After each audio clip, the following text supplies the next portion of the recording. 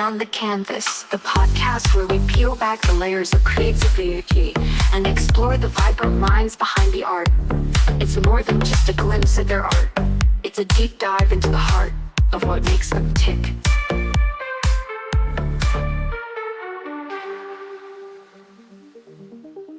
As I started writing down and thinking of the influential artists, a lot of them were three-dimensional artists that are more influential to me in my thinking, which is my whole painting is thinking about stuff while I'm doing it. And so, like, one of those sculptors is Richard Serra. And I saw his sculpture Kitty Hawk in Buffalo probably 40 years ago. And a huge steel slab that is balanced on an edge and seemingly doesn't touch the wall, that it was there in the huge gallery. And what struck me about that, I like the sculpture, but his artist statement, which is everything we choose in life for its lightness soon reveals its own unbearable weight. Oh, wow. And that has been a thing that I have thought about in terms of personal relationships, in terms of taking a chance or not taking a chance on having a studio. What if I didn't do this? Yeah. There's a weight to coming up with the money for it, coming up with the money for the gallery. There's, that's there. But what would be the weight of not doing that? Yeah. So that's a sculptor that I think about. I think about him like pretty much every day. Wow. The other people, other sculptors, Henry Moore, Barbara Hepworth, because they pare things down to the absolute basic shape, but it's still that figure or that shape. And that's kind of where my themes come from, because I go to shapes much more than lines. Yes. Lines are like my thing that I add in to stop the shapes. Yeah, I can see that too. But what I first see is shapes. And I'm not sure where that came from, other than like visually it might have come from, because when I was a kid, I had like an uncorrected vision thing. So I probably didn't see the edges of leaves as much as I now can see them, or as I now know that they exist. And so then it was more seeing the shapes of things from, and that may have had part of it. But the other part is, to me, shapes are nebulous. Yeah. They are a shape, but they can be something else too. So I like that part. Well, I'm looking out at this wall here at all the paintings, and I would kind of callously categorize them as either very geometric, but you've also got the more organic. I'm thinking of your bicycle one. Yeah. Very organic. I mean, they're all organic. Yeah. And then you've got the almost representational. So close. Yeah. Every once in a while, I just try to like push myself into that, just to see. Remind yourself that you can do it. To remind myself that the representational is, everything really comes from that. I mean, all these ones on the bottom, which are from my Isle of Skye, the colors, the shapes, everything came from something that I saw. But I took photographs of the Isle of Skye. If I wanted to know the exact way that it looked, I'm good. Or I've got a postcard or the calendar or whatever. What I liked about the Isle of Skye and what I try to put into these is the struggle that there is to survive there. I can only imagine. It's like a harsh winterscape and a landscape that's really hard for people to make a living, and there's a big pushback from the rocks and the water and the wind that that's kind of what I was thinking about, how hard it would be every time I looked at something there. Like, this is beautiful, but I'm going through on a tour. Yeah, yeah. I don't have to like figure out how to take care of my sheep or make a living or how to get from the one job in the town back to my home 40 miles away. So Black you have there. Is that chromatic black or just straight up to black? it's my blacks a lot of times come from first like a piece of black tissue. Oh, okay. Something like that I'll tear or cut into shape. And then generally on all of these, when you get up closer to it, there's like either dark blue or Payne's gray glazed over top of the black, or sometimes a burnt umber gets over the black. It's hardly ever plain black, even though it looks so dark. They're so striking. The way that your art reads to me so often is everything is cohesive until I stare at it, and then all of a sudden something jumps out. Like this one here, second over to the right. Mm-hmm.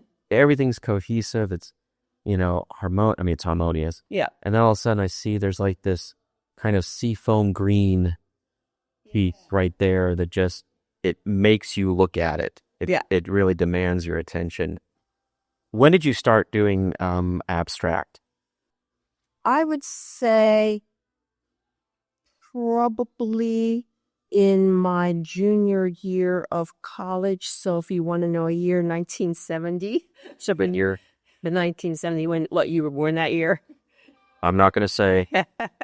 But I think it was probably at that time, because up until that time in high school art classes and in the beginning art classes at IUP, it was much more drawing the figure, drawing representational things. And the 70s were kind of a wild, rebellious time in many ways for people. And maybe I wasn't always protesting against a war or imbibing illegal drugs or something, but I wanted to rebel in certain ways. Yeah. And so certainly shifting to abstraction was a form of rebellion from that. The other thing was that in that junior year, I got to break into acrylics, because before that time, the painting classes were oil. Yeah. And oil did not suit my exuberant nature.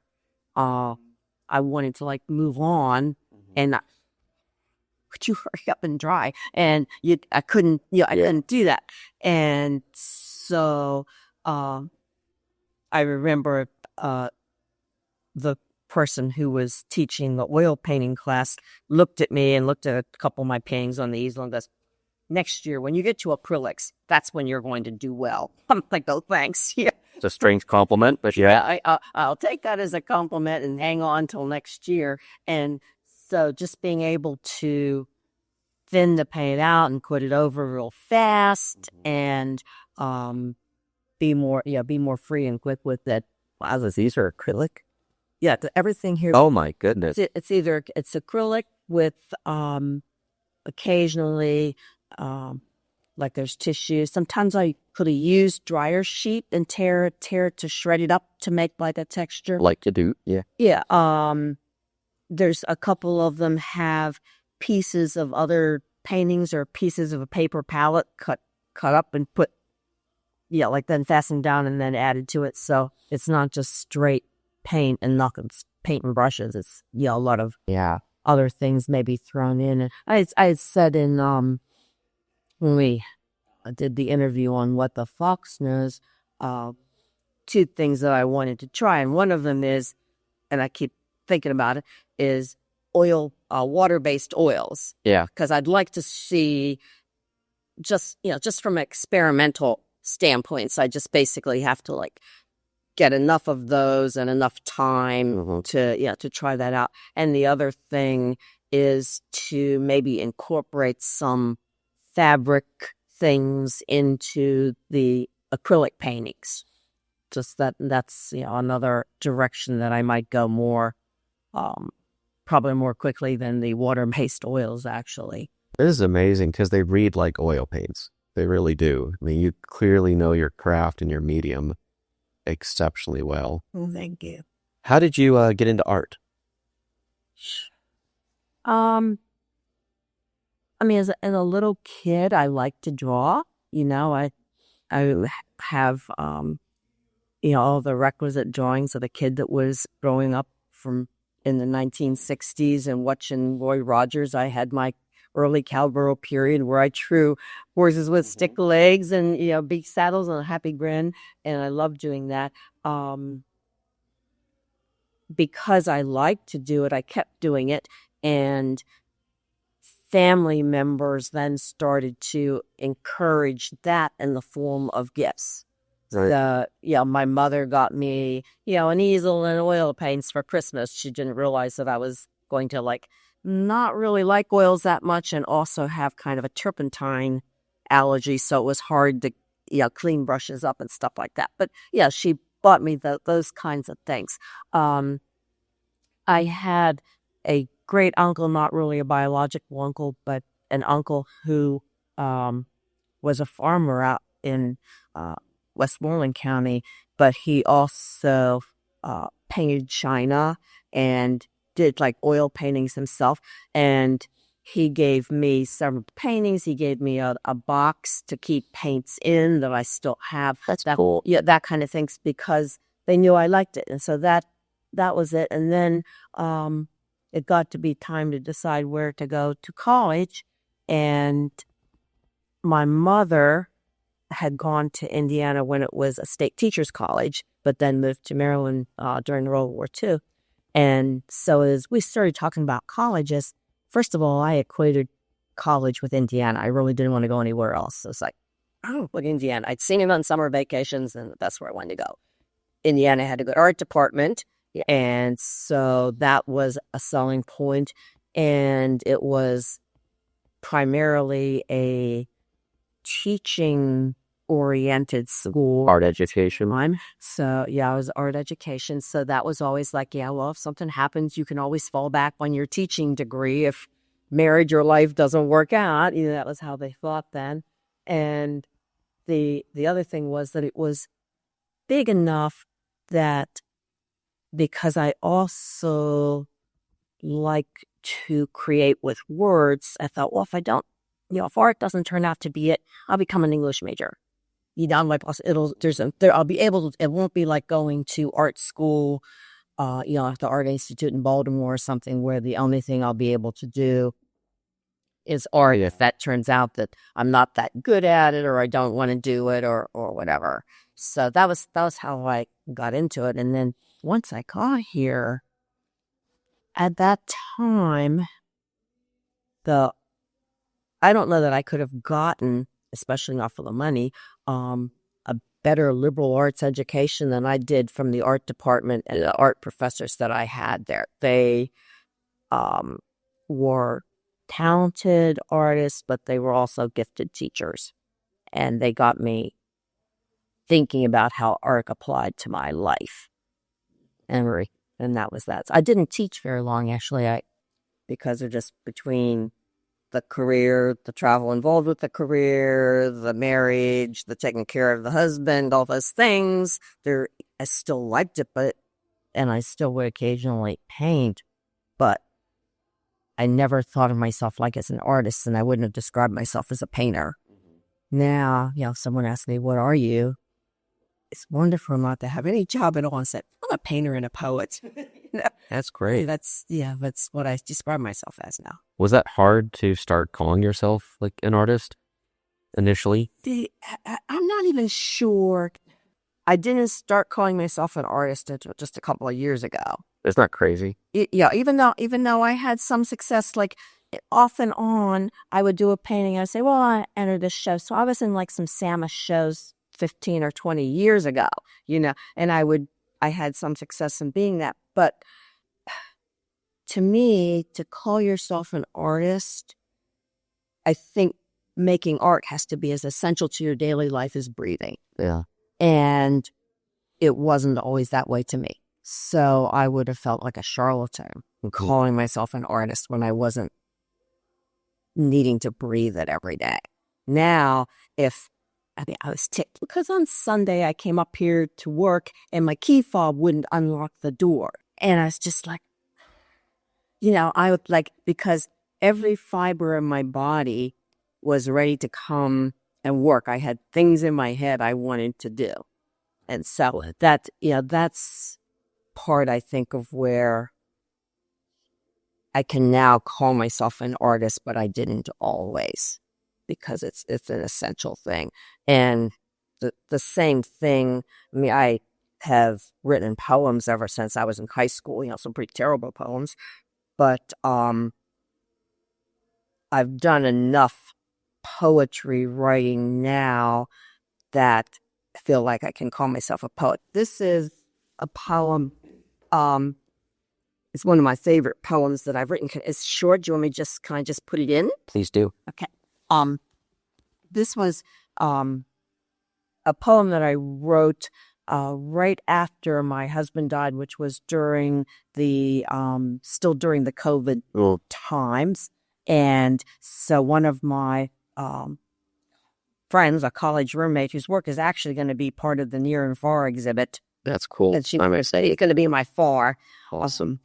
Got me into a Zoom poetry writing course at her library. It's just like, come on, this is a Zoom thing. You'll like doing this. And one of the prompts was to write a poem about a painting that you had seen and that had moved you. And the first painting that came to my mind had moved me a great deal was not one that I had a picture of that I could share with the group, and it was not one that was a public picture. It was a self-portrait that Kamal Youssef did after his wife died, and that was the poem that that came into my, or a painting that came into my mind. So at the end of it, I had nothing. It was the one time I wrote no words, and so I was talking to Colleen afterwards, and I said, my problem is that I was trying to write a poem about a painting that really wasn't painted yet. Yeah. And just, there's your title. So this is a poem about a painting not yet painted.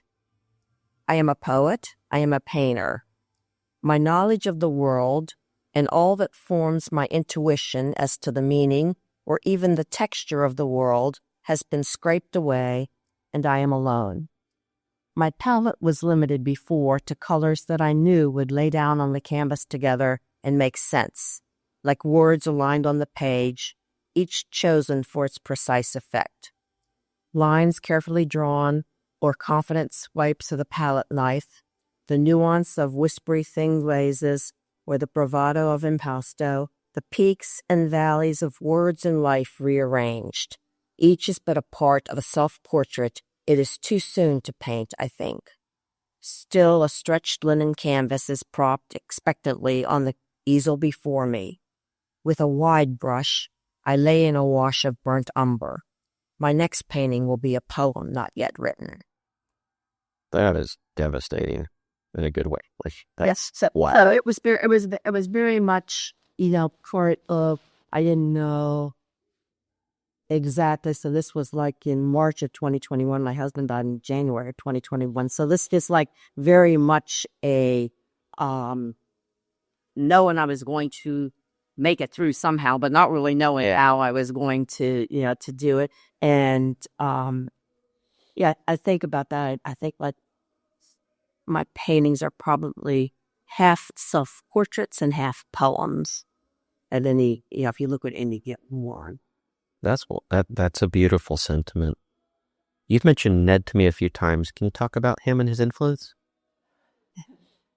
Ned was... and what was his full name? I'm sorry. It's Ned Wirt. Wirt, that's right. Right, and he was an abstract painter primarily. I had a studio in the behind his Colin Out in Brush Valley, and he also had this studio uptown, this space that I'm in, to be part of an art community, because he knew, as I did, that discovered that it's really great to be around other artists. It encourages you to produce.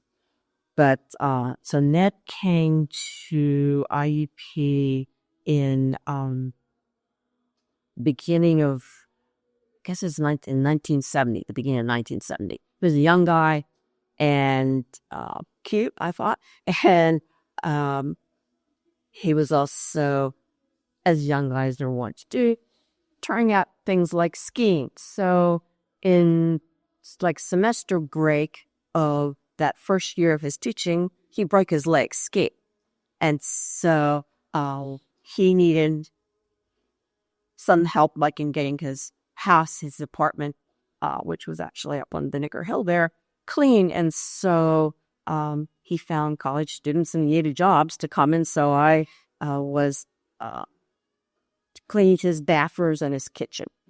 And in cleaning his bathroom, I realized you can have dark walls in the bathroom and you can have paintings on your walls in your bathroom. I'd never been in a bathroom before, literally, that wasn't pink or yellow. Yeah. And it didn't have, like, if it had any artwork at all, it was like girl with a watering can for something. Yeah, it was like a flower thing. So yeah, it had any art at all. And I had never been in like his bathroom was a dark green and had several of his paintings on it. And this was, thinking of the painting, this was like, wow, I couldn't believe that. So he taught methods class besides when he first came. And so I had him for MEPI's class for art and education. And we clicked in that.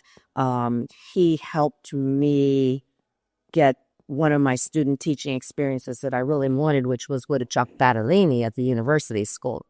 And so that was between Ned and Joe, if they really pushed, and that was how I got the job from hell. That didn't work out so well.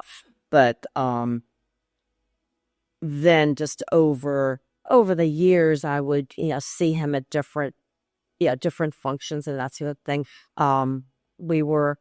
I wasn't like one of his closest friends, but my husband and I were like close enough to that group of people that when there was the Y2K New Year's thing, there was an interesting party of harness who had a Y2K celebration, and we went to that. So there's very much of that. And then really the last time I talked with Ned, there was probably about the same time that I wrote this poem. He had a retrospective of his work at the University Museum. Yep. And he was there and he was seated, he was on oxygen.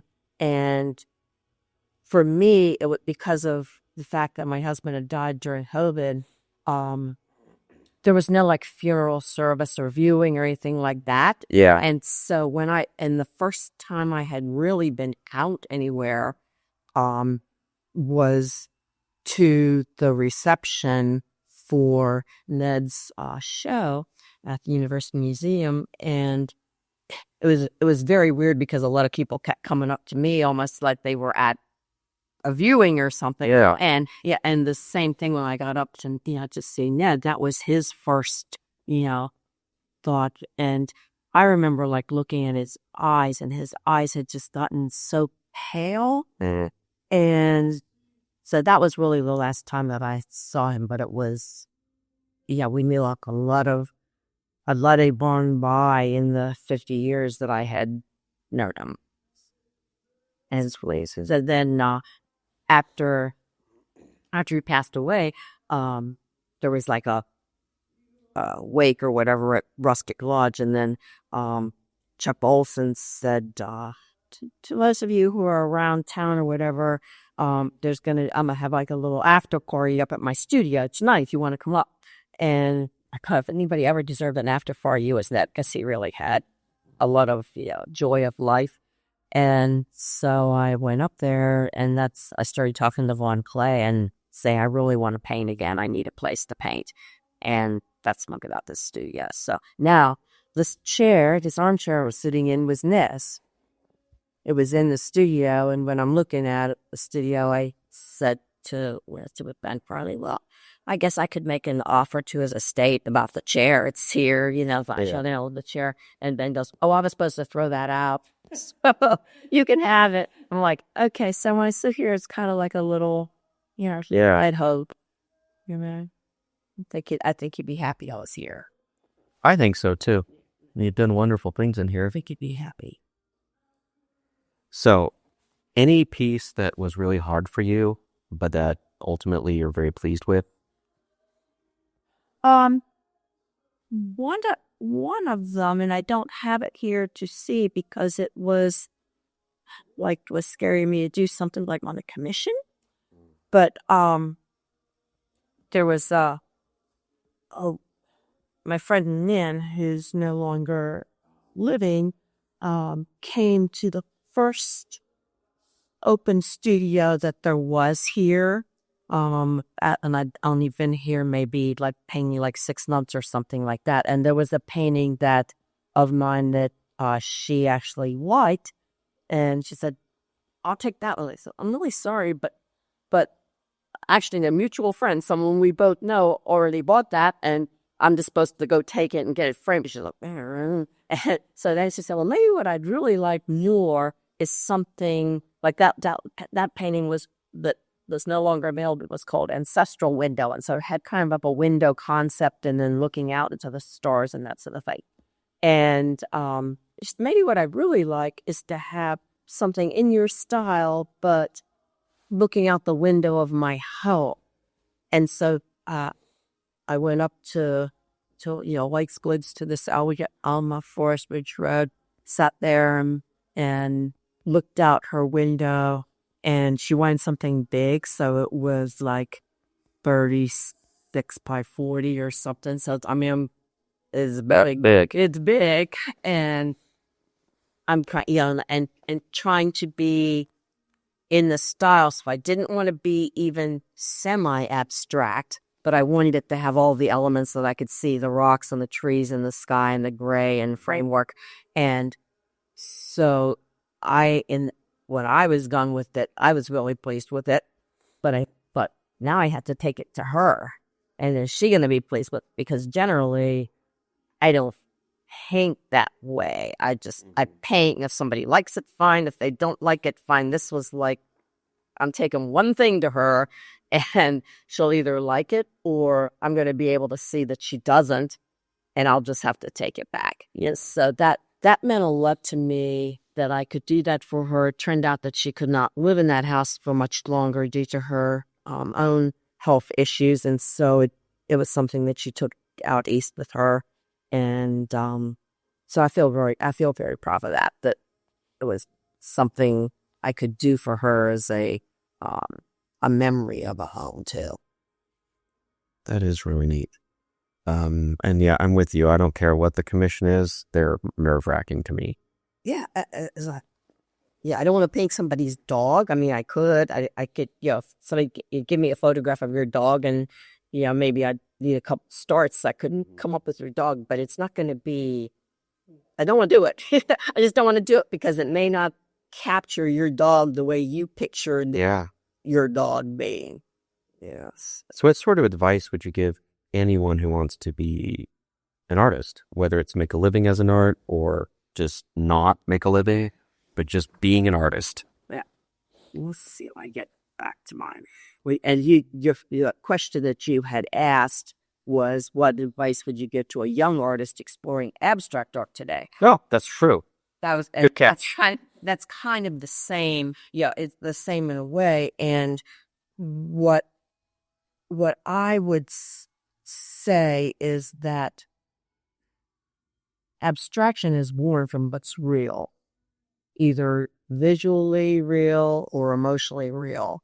And so you're never really, as an artist, escaping reality.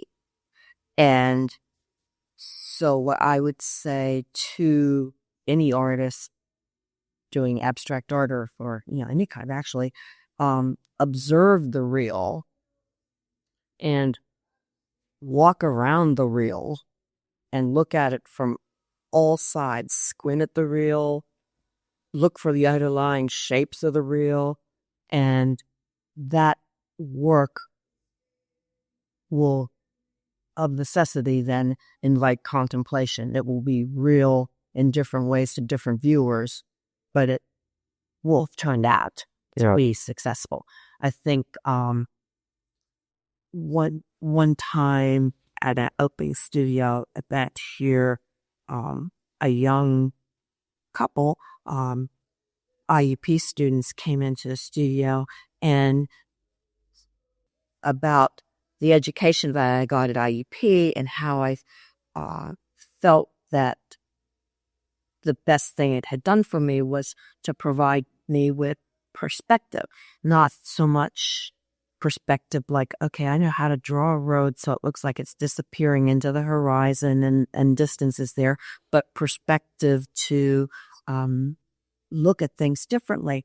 And I said, for instance, and I looked at one of them and said, I can look at you and I see you here. If I walk around behind you, I look at you, I see something different, but you are still you. I'm seeing you in a different way, but the essential part, you are you. And so, like, I'll never forget this guy.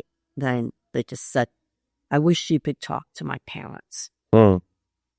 Because obviously their parents wanted to see them from one view and didn't realize that inside they are the same person, the same kind person, the same joyful person, the same happy or sad person, but just to see them from a different way. And that, I think, was certainly cemented for me at IUP. Maybe I came with some of it from my growing up.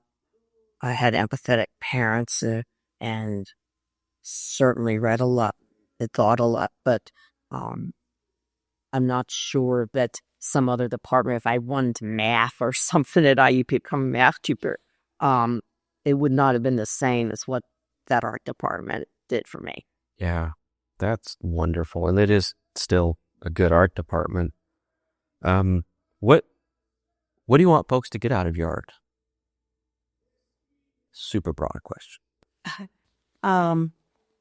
Another former professor, Bob Cronauer, who was the same age as my dad and a neighbor of mine for a while, and a lifelong friend, was looking at some of my paintings one time. He said, the style I would make, how I would label your paintings, if you want to have a name or a style name, is contemplative abstraction. And so I thought, great, that's what I want. What I want people to get out of my paintings is something. And I can't always predict what that will be, but I want them to look at it long enough that they get something out. Something out of it. And so, this paintings over at Fox Clark right now, but one of the early paintings that I did in the studio was, I put it as put on a red dress and dance. Yeah. Because I needed to start. Yeah, I wasn't wearing widow's black or anything, but I needed to figuratively put on a red dress and start to live again.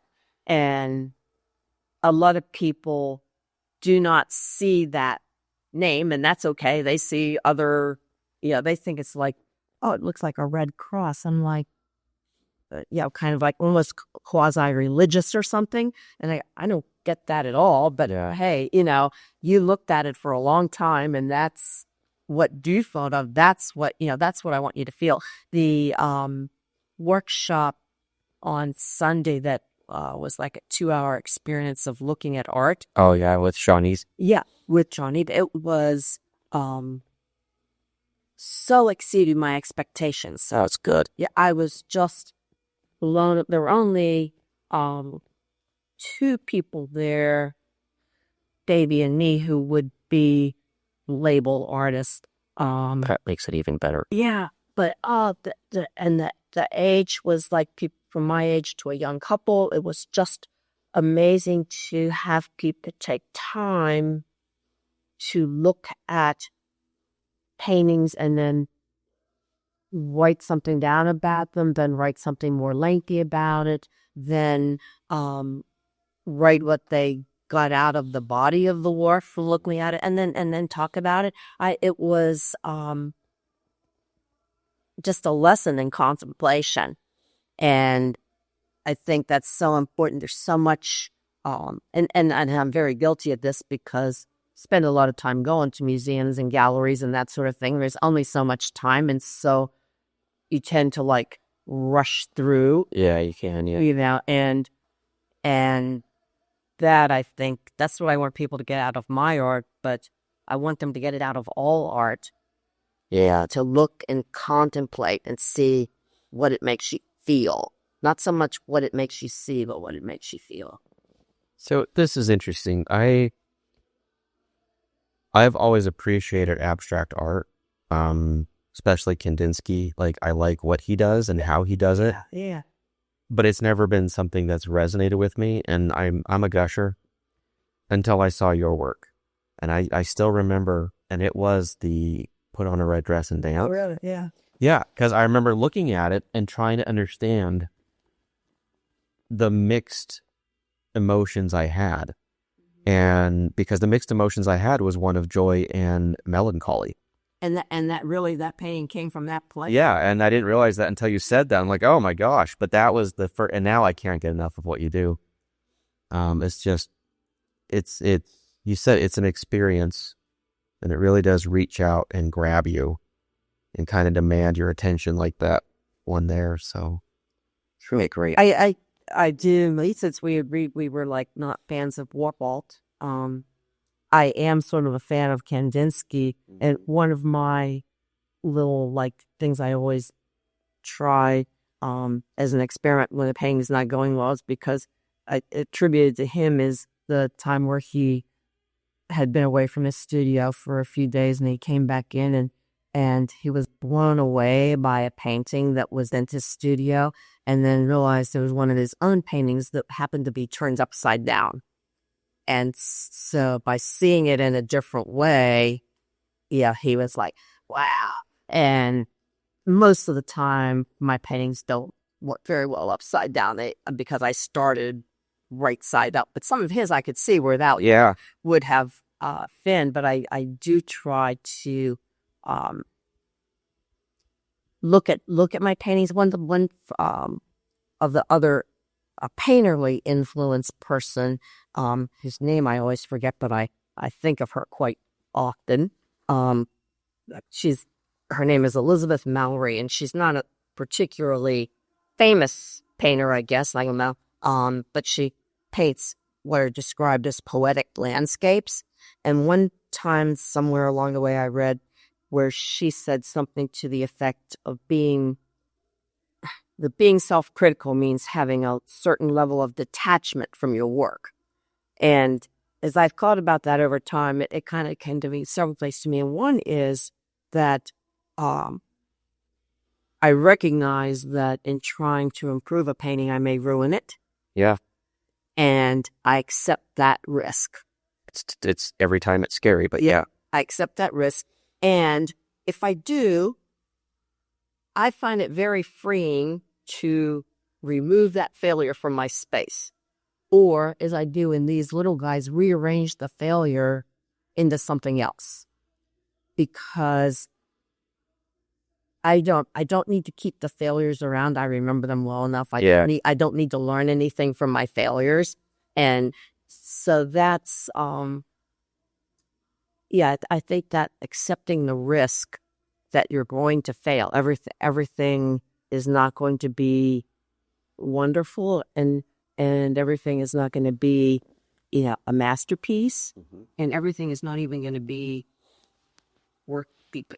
But it might be worth taking boxcar too.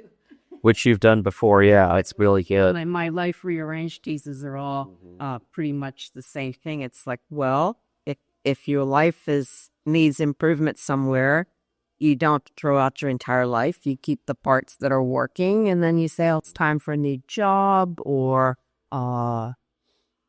whatever. I do have time for another quick little studio. Absolutely. Take your time. There was another experience where I had visitors in the studio, and it was obvious. It was like a dad with maybe like a 10 or 11-year-old daughter, and I happened to notice he wasn't wearing a wedding ring, and it became apparent later that was an actual like, expression of his status as being unmarried.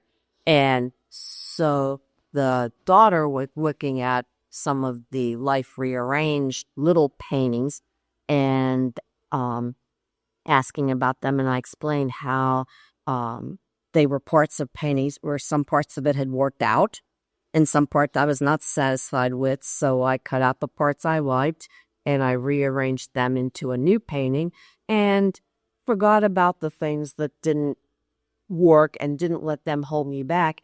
And the dad turns to his daughter and says, just like your mom and me, we got rid of the parts that didn't work and we'll always keep you the part that does. Oh my goodness, that gave me chills. So I'm like, oh, Wow. oh, it was just, all right, fine. I like it did. I just was like, all right, that did exactly what they contemplated and they got exactly what they needed out of that. And I felt like, so with just a couple of the conversations that I've had in here, I feel like I've made a difference. Yeah. In someone's life in terms of acceptance or understanding. Time's yours. Is there anything you want to say? Anything you want to plug? Any questions you want to answer that we didn't get to? Well, there is one thing. You had a question. How has your approach to art evolved over the years? That's right. And this is recently I had a friend from my college days, half a century ago, and every once in a while we Facebook message, like literally like every year and a half or something. We maybe have a Facebook message, what's going on with your life. And so he had seen, living in New Jersey as he does now, the Gazette front page that had two of my paintings were out of, and so he sent a message, that he had seen that, whatever. So we were communicating a little bit, and he said that he thought that my paintings were bolder now than what they had been when he was familiar with them 50 years ago. And as I thought about that, I think I'm bolder now, and so my paintings had no choice but to become bolder along with me. Because once that I experienced some of the worst things that life can throw at you, and I'm still here and I'm thriving, that's very emboldening. It's I'm not afraid to take chances anymore. Yeah. Not just in painting, but just in, I'm not afraid to take chances. And even though I don't know like what direction a day's work is going to go or what direction my life is going to go, I'm much more open to seeing what happens. And that's a result of just giving a longer time and having experienced things that you think, oh, I couldn't possibly live through that. And yet you live through it. And then you're like, oh, okay, now I lived through that. I can do anything. So I feel like Wonder Woman. I think that's great. And your paintings read like that. They are bold. They are fearless. I would describe them as unhesitating. It's clear that you're thoughtful when you're working, but it's also clear that when you put a stroke down, you put a stroke down. Yeah. They're really lovely work. Yeah, it's got to go there. Yeah. Thank you. Thank you for tuning in to Beyond the Canvas. Deep dives with inspiring artists. Brought to you by The Most Honest Thing. Fine Art by John Cooper. I'm incredibly grateful for your continued support and hope you enjoyed today's insightful conversation. Stay tuned for our next captivating